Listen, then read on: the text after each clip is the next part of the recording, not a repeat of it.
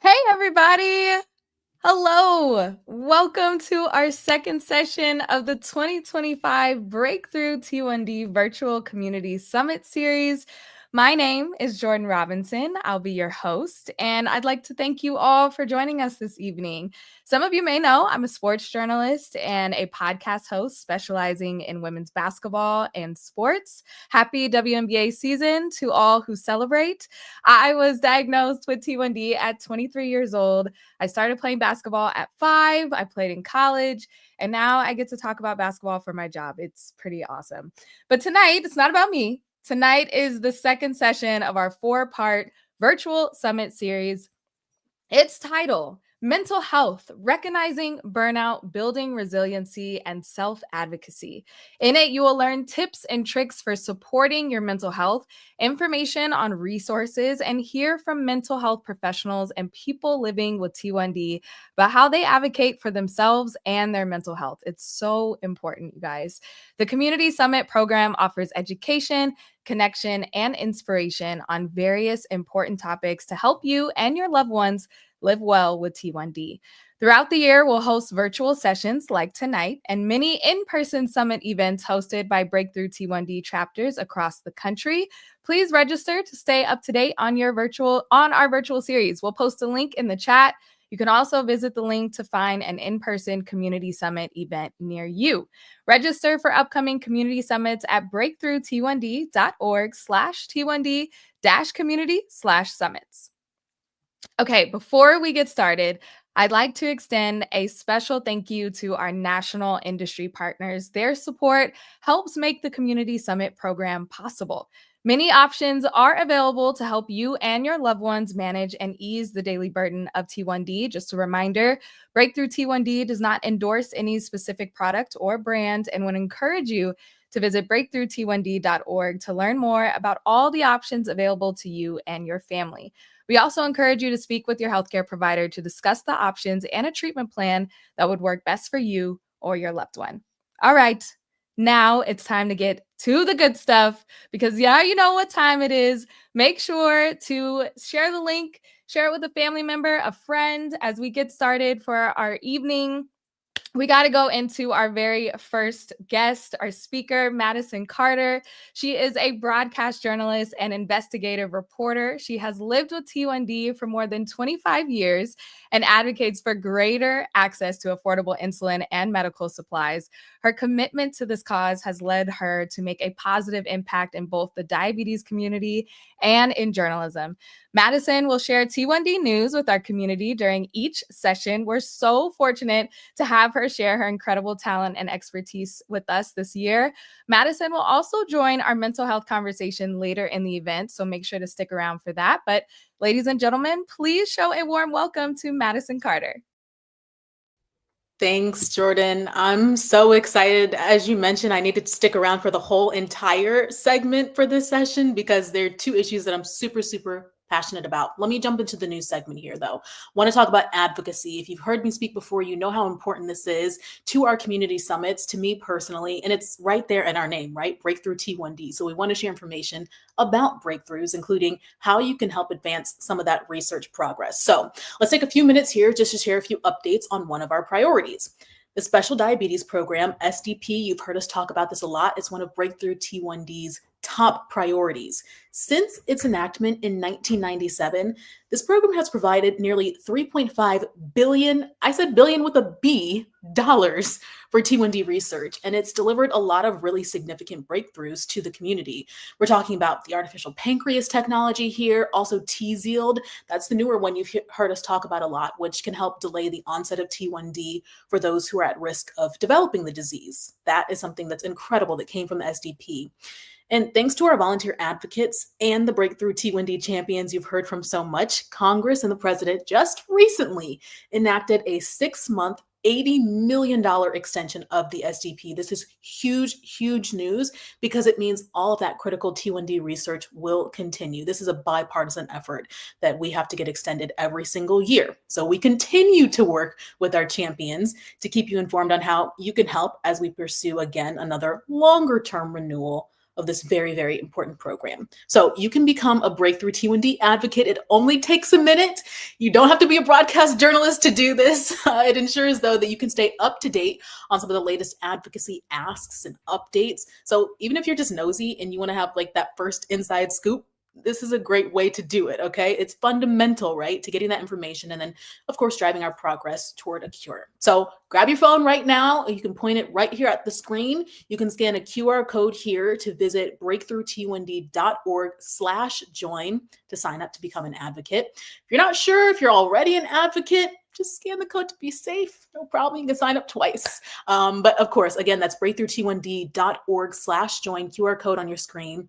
And we use the most powerful tools we have, our own stories, right, to help secure this federal funding for the SDP, inform people about health and regulatory policy, and then, of course, improve the lives of everyone living with T1D. So as an advocate, again, you get all that up-to-date information from the advocacy team on those key issues that we're working to advance, as well as action alerts so that you can mobilize. You can really get out there when we have the call and when we are going out. So we need you. Every voice matters. Please scan this QR code to join right now.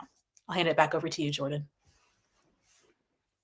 Thank you, Madison. I always learn so much. I always get hyped about the news every time you join us. So thank you. But you're not done with you yet. You're going to stick around for our mental health conversation. You're staying this time. We got you. But I would like to invite our other two medical professionals to join us because this is going to be a great conversation. As you guys are listening, make sure to drop in the chat any questions that you have as well. We might have some time for a Q&A session. But first, I want to introduce Catherine Ward, is a licensed clinical social worker with over 17 years of experience. She is especially passionate about supporting people with type 1 diabetes. Currently, she works at Blue Circle Health as a diabetes supportive counselor, where she helps develop counseling services specifically for T1D. Catherine provides support for diabetes distress, crisis intervention, and ongoing education to help people reach their therapy goals. She understands the challenges of living with T1D and is dedicated to helping others manage their emotional and behavioral needs. Welcome, Catherine. Thank you so much for that lovely introduction, Jordan. I'm really excited to be here with everybody this evening. You're welcome. Well, we're excited to chat. We got one more person joining in. I love this reveal after we introduce them. This is like a starting lineup. This is great. So next up, introducing Dr. Mark Hyman. He is a diabetes psychologist and a certified diabetes care and education specialist. He is a CEO of the Center for Diabetes and Mental Health in San Diego. He is passionate about providing diabetes education, evidence-based mental health treatment, and online programs to people with diabetes. Mark received his PhD in clinical psychology from the George Washington University and completed his psychology internship at the UCSD School of Medicine. He is the host of a podcast, Live Free with T1D, and the author of Diabetes Sucks, and You Can Handle It, your guide to managing the emotional challenges of T1D. Mark has been living with T1D since 1999. Welcome, Mark. Dr. Mark. Good to see you guys. Thank you. Awesome. Well, thank you all for being here today to share your personal and professional insights into recognizing burnout, building resiliency, and self-advocacy, all things that are super important as you try to thrive with type 1 diabetes. But Dr. Mark, we're going to start with you. Can you share how members of the T1D community and their loved ones can recognize burnout in themselves or in their loved ones? Yeah, of course. So first of all, I want to just say that burnout is normal. And I think that a lot of people feel like, if I'm burned out with diabetes, I'm doing something wrong. And I want to reframe that and let you know that it's like you're actually normal, you're a human. And anybody who has to deal with a chronic condition 24 hours a day, 7 days a week, you're going to feel burnout at some point. So, what are some signs of burnout? So, the big ones are, you feel tired, you feel like you don't want to manage diabetes anymore, you feel dumb. You feel done with diabetes, not dumb. You just feel done with it. You don't want to deal with it anymore. You may also feel numb, or you may feel like you're constantly looking at your CGM or insulin pump, or you're constantly looking at your numbers. That's another sign kind of on the opposite end, but you're really overly engaged with your diabetes, and because you feel overwhelmed or out of control.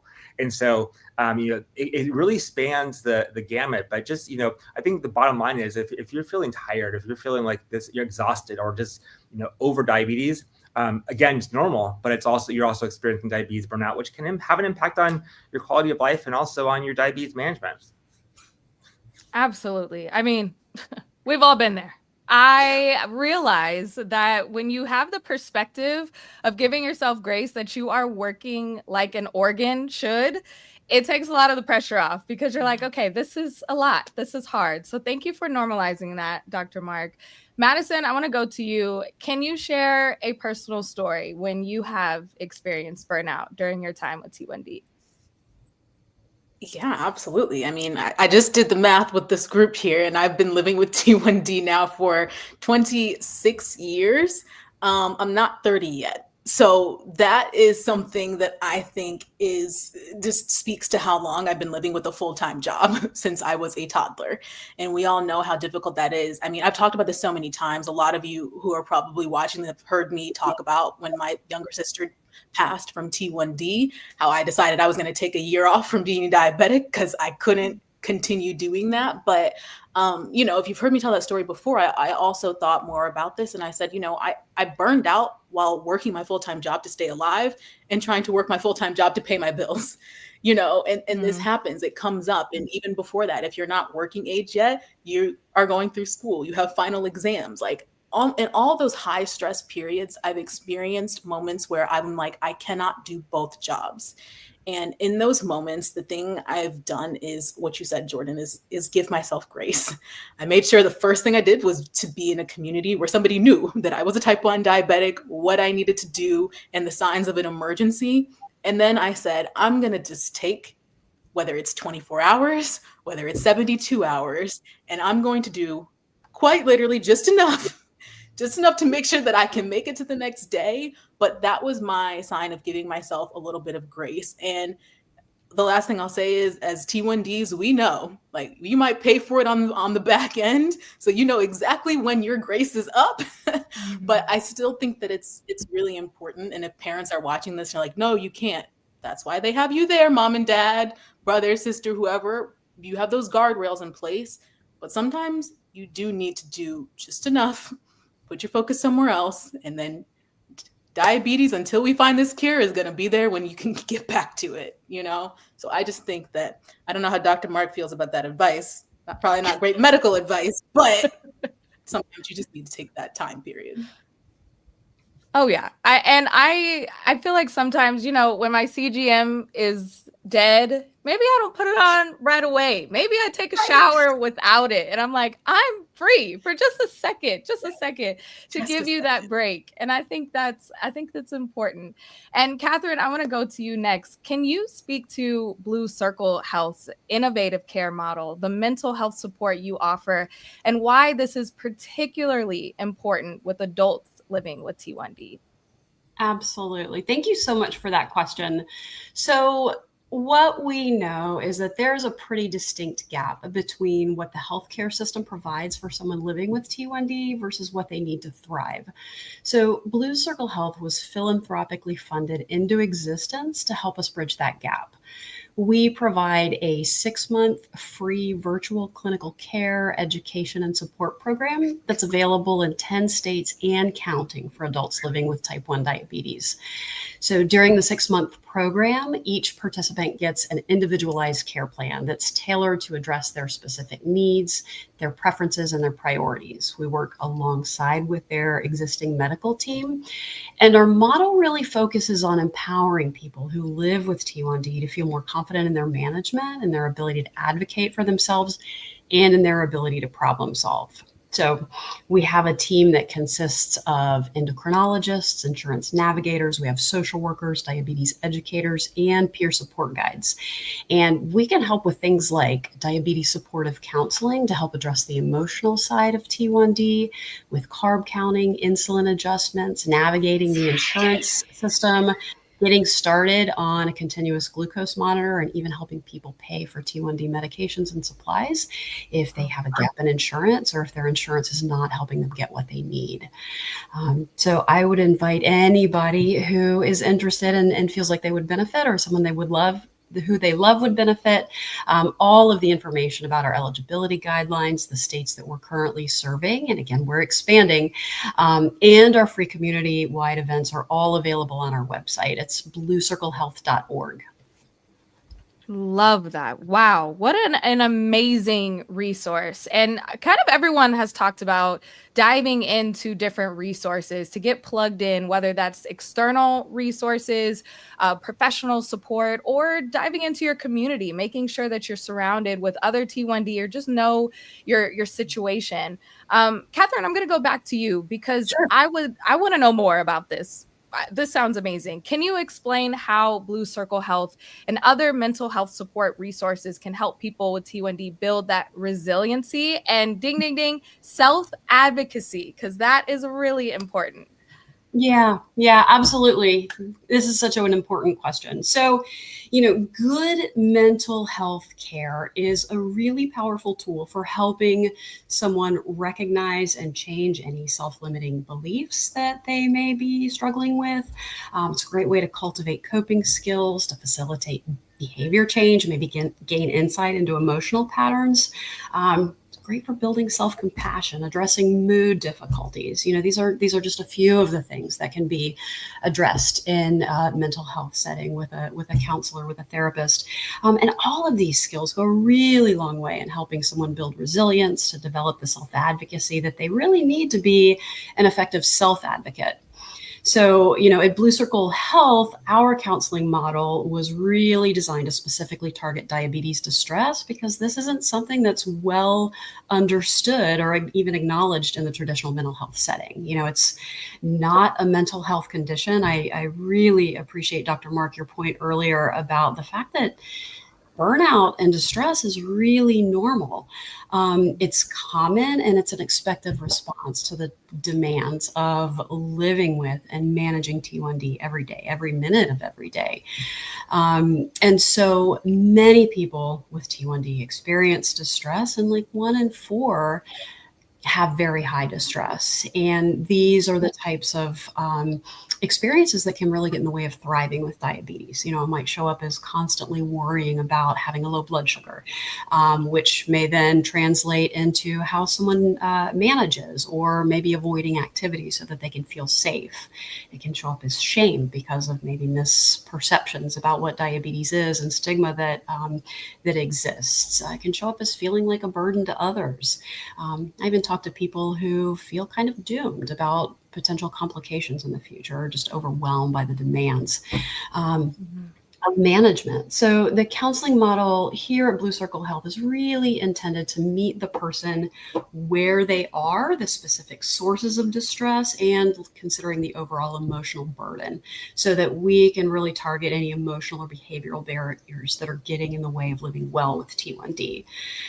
I think the other important piece is that, emotional and behavioral difficulties can go beyond diabetes distress and start to interfere with everyday functioning.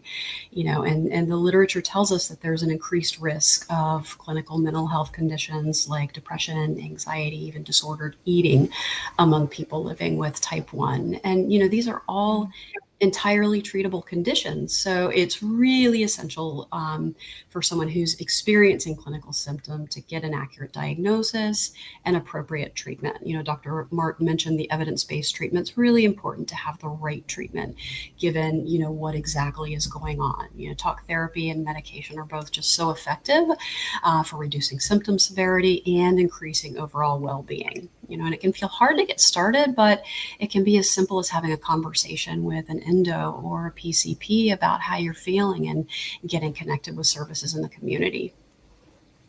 Thank you so much for sharing that. And it is sometimes hard to talk about, especially when most of the day, most of the time as a T1D, you feel like you're in your own bubble. And I love how you mentioned that shame piece too, because when you are responsible of your own numbers and your own care 90% of the time, if you give too much insulin or you don't give enough, you point the finger right back at yourself. So having to talk that out is so important. So thank you for sharing that. Dr. Mark, I want to kick it over to you. You have helped create new mental health resources for Breakthrough T1D. Can you share more about these resources in the Breakthrough T1D Bag of Hope for teen and adult packs? Of course. So I think that, Catherine, you said it so eloquently that about mental health care and the importance of it. But I think, when I talk to people with diabetes, what I would like to do is kind of think about mental health care very broadly. Certainly, therapists and mental health professionals play a critical role here. But I also think that we have to recognize that it exists on a continuum. And so, therapy may be a kind of at the further end on the more severe side, but Instagram posts and books and podcasts and there's all kinds of other ways of getting support, especially peer support, which is so critical. And so recently I partnered with Breakthrough T1D to create some resources. Looking at okay, what are we expecting to have happen for someone newly diagnosed or who's been diagnosed with diabetes a while, to just normalize experiences so they can understand, if I'm experiencing something, am I in big trouble, or am I just kind of a normal human trying to live life with diabetes? And almost always it's the latter. It's that the normal human experience. But getting people some information about what to expect, and then if they do experience these challenges, what do they do? How do you get help, whether it's from a professional or what's a framework that you can use on your own, in order to find that resilience, to be able to deal with diabetes, distress, and burnout, and anxiety, and all of the things that come with it.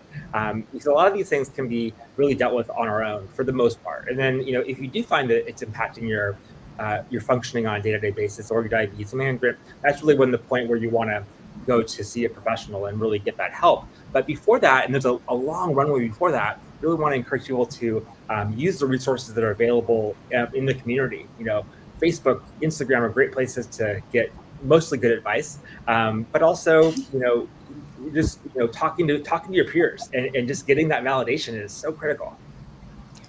Oh yeah, that is so critical. Or just to hype you up too, just to be able to say you're doing great. Sometimes you need someone to tell you that as well. Or have someone tell you that they get it. I mean, that's the big thing, is I get it. I totally understand, and there's no explanation needed. Yes. Madison, how have you built resiliency through your years with T1D, and what self-advocacy tips do you have for other T1Ds out there? I think my self-advocacy journey and my resilience was built through education, right? I think that I first had to, there's this natural inclination to want to over-explain, to want to tell people this and that, and it can cause a lot of anxiety. So I'll talk about one example, like flying. There are certain things that T1Ds get. I get to go board with special assistants so that I can keep my medication with me. And when you go up there, and I was telling one of my peers, one of my friends about this, and she said, I'm so anxious. What do I do? And I say, all they need to know is that you need special assistance, and this is when you need to board. And if they need more information, pull up their website and show them, the extra bag policy. And that's it. They don't need to know I'm diabetic. They don't need to know any of that. They actually can't ask you those questions. So that's what I mean when I say education was the beginning of self-advocacy, because I was like, what does the law say this person needs to know? And I'm going to give them just that amount of information. And there were so many resources provided here for how to work through some of that anxiety, or what are they thinking, this and that. That is where I built my resilience. And that's where I show resilience, because I'm like, I don't have to actually over-explain to get what I need to live well. And so it absolutely is a journey. You can start in one place, but I think that the most simple answer is knowing what your rights are, what people need to know, and just sharing that. You talked about your friend, and I feel like you were talking about me, because I am the anxious person where I'm like, okay, I printed it all out. I have everything here. If they have any questions, here's my prescription. They don't need to know. No questions, please. No questions, please. I need to board. Thank you, ma'am. And then everybody watches you board, and you're like, the one lady, I'll tell this one funny story, although you didn't ask. I went up, and the agent said to me, she looked me up and down, and she said, do you need a wheelchair? And so I looked down at the two legs that I was standing on and I said, no. And she said, Wow. okay. That was Amazing. The answer. That was the only question. Okay, I needed That to was hear only that. question. Thank you. Okay, this has been so amazing. But before we go, I would love to hear from each of you just one final tip or resource you think everyone with T1D or supporting someone with T1D should know. Catherine, kick us off. Yes. So just kind of going right with what Dr. Mark said that was so powerful about how important peer support and community is. I always say, find your people. You know, there is something really powerful and really special about being able to connect with someone who truly gets the lived experience. You don't have to stop and talk about how difficult it is to be woken up by a CGM at 3 a.m. or trying to figure out a pizza bolus on the fly. Like, this is someone who just knows, you know, and there are so many communities there. Facebook, Instagram, some of the socials.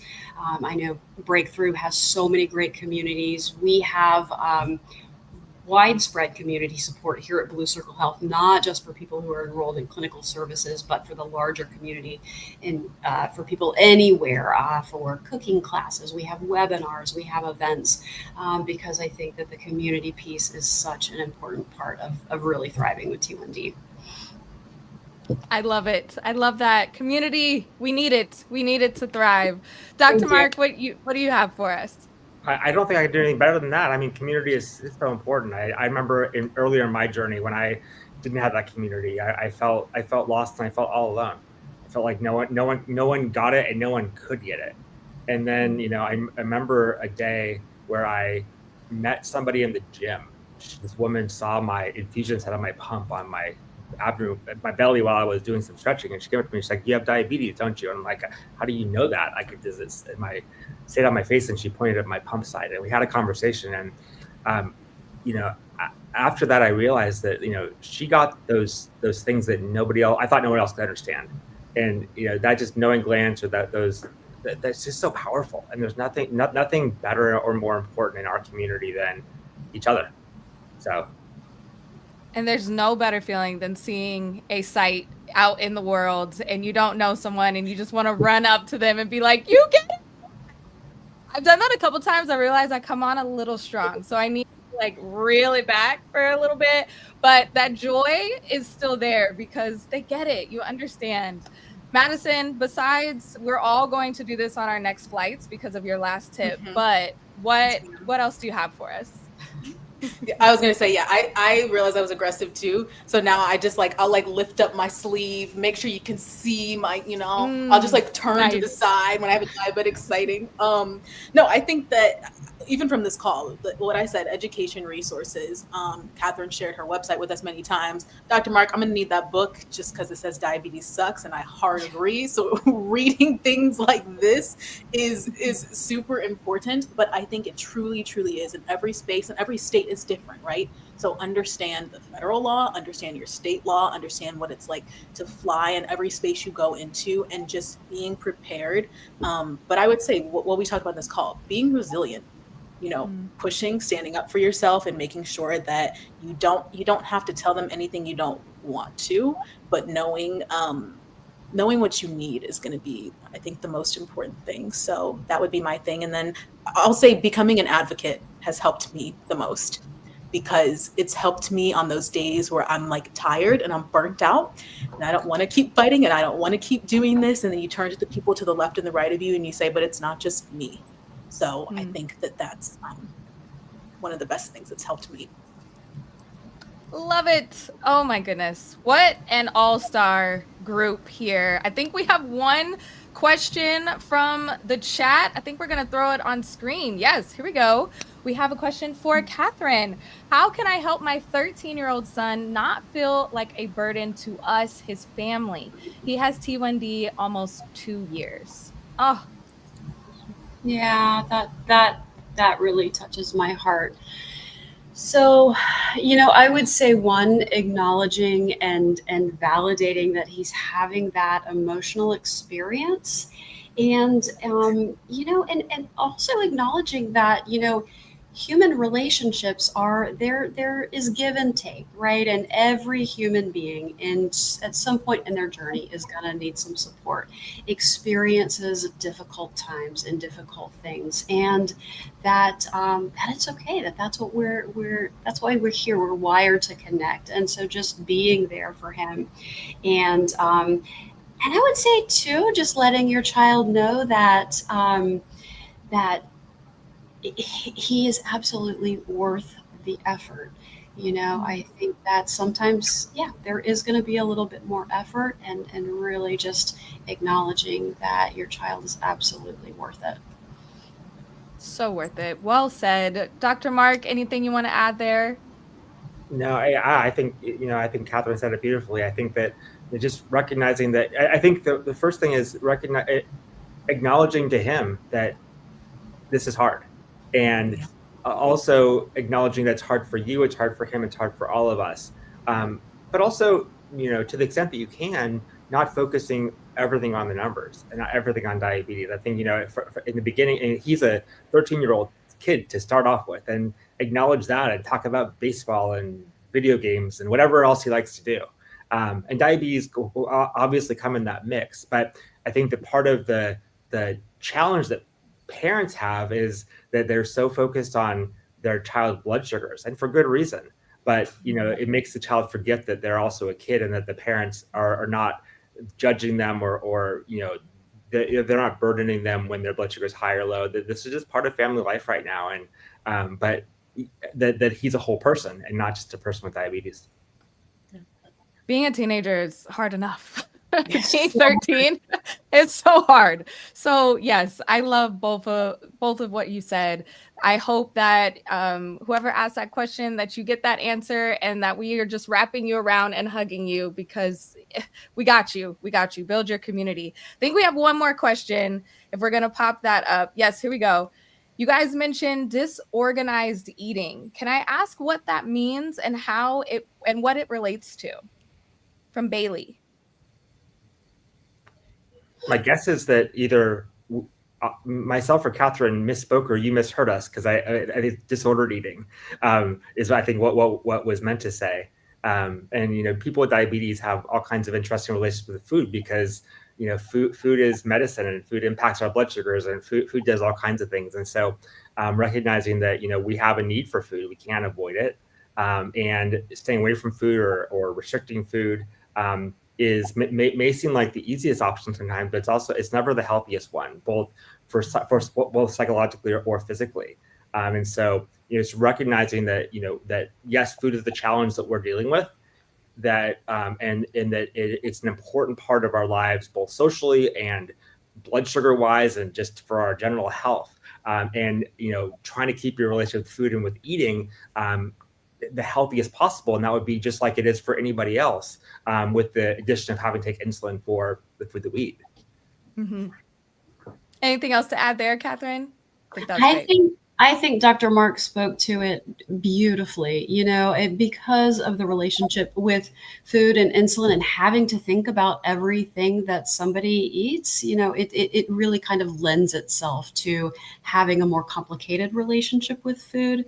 It certainly doesn't mean that somebody is resigned to having a difficult relationship with food, but it is something to be aware of. And so, yes, absolutely.